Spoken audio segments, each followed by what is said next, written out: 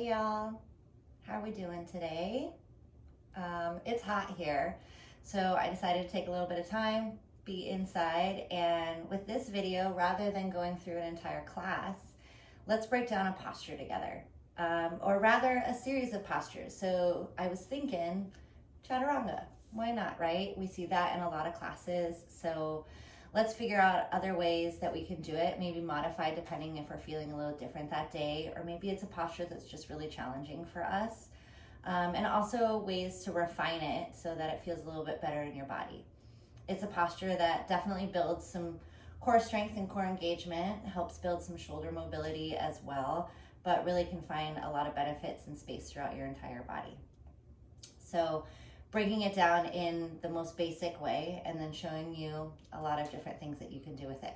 All right, let's go.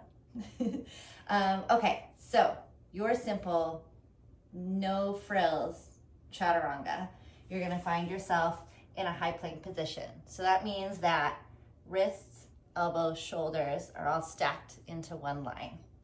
All right, fingertips spread nice and wide. Step your feet back. You're gonna be on your toes. So pushing yourself away from the earth, not doming into your upper back, not sinking your hips down, but rather push and lift yourself up. From here, rather than immediately bending into your elbows, press your toes so that you shift your weight forward. Once you get a little bit forward and your shoulders are in front of your wrists, then bend your elbows straight back, come down till your elbows meet your rib cage. Tops of your feet flip down to the top of your mat, and then push through your palms to lift your chest up. Thighs are still lifted off of your mat. And then from here, as you roll over your toes, press through your palms, send your hips up and back into your downward facing dog. All right, that's it. That's a chaturanga. Just kidding. There's a whole lot more to it. Okay, so breaking it down. One thing that I like to do is if you do have a strap, if you don't have a strap, find something similar to this. Take that strap and loop it so that when you bring it right above your elbows, it brings your elbows in line with your shoulders, right? So if I pull my arms out, I can't go any further than how far my shoulders are. And if I push my arms in, then I get a lot of slack. That helps me figure out where my elbows and my wrists are supposed to be. This is gonna feel really awkward and probably be really hard. This, your strap is gonna drop down, right? So if you got whatever it is, strap, belt, something like that, put that between your arms. That's gonna tell you where everything is supposed to line up. Step back into that high plank, and again, push through your toes, shift forward.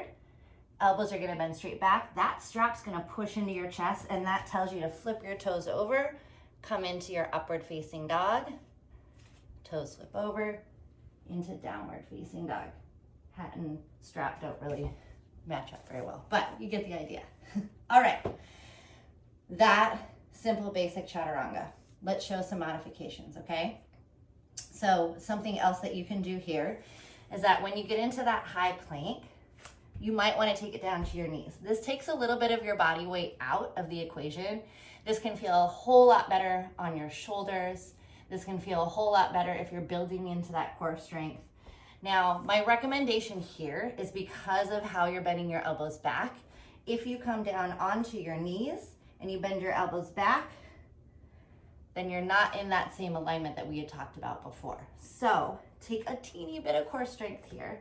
High plank, shift forward, then drop down to your knees. Shoulders are in front of your wrists. Bend your elbows back. Flip the tops of your feet over. Push through your palms and lift your thighs off your mat. And then come into downward facing dog. So always option to drop it down to your knees right there. Cool? Does that make sense? Maybe? Okay. All right. Whew.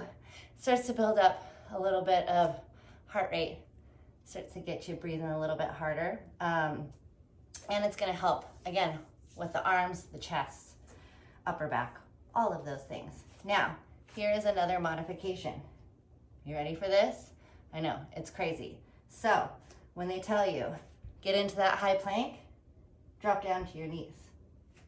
Hold here. And you're gonna hear somebody and they're gonna cue, shift forward, upward facing dog, downward facing dog. You know what you're gonna do? You're gonna sit here, you're gonna push through your palms. Keep your core engaged. Hips are over your knees, shoulders are over your wrists. Deep breath in, tuck your toes under, downward facing dog.